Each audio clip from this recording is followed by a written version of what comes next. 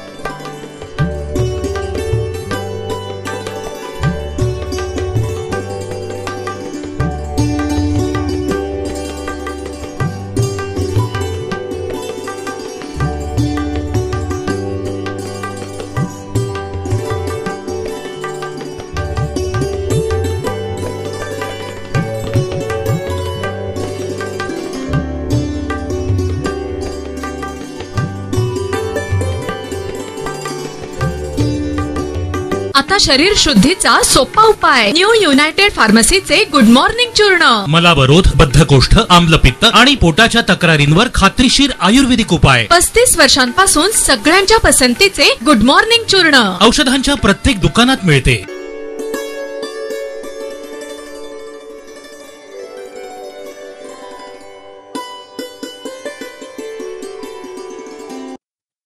ज्याचा जन्म महाराष्ट्रात झाला, ज्यानं पु ल देशपांडे वाचलेत, ज्याला पु ल देशपांडे माहिती आहेत, त्या पु ल देशपांडेंचा ग्लोबल पुलोत्सव पुण्यामध्ये अतिशय रंगतदार पद्धतीनं गेले अनेक वर्ष साजरा करण्यात येतो।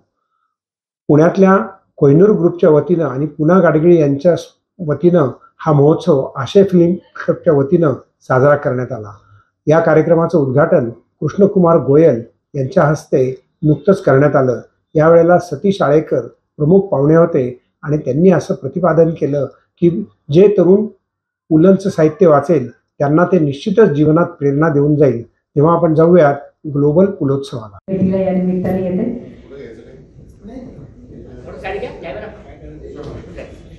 शतकपूर्ती केलेले श्रीधर फडणवीस ज्यांचं पुलंशी आणि साहित्याशी अत्यंत जवळचं नातं होतं, तर श्रीधरनी पुलंच्या 75व्या वाढदिवसाला त्यांना दिलेली भेट आहे आणि त्याने आपण आज आता या वर्षीच्या ग्लोबल पुलोत्सवाचं उद्घाटन करतो आहोत।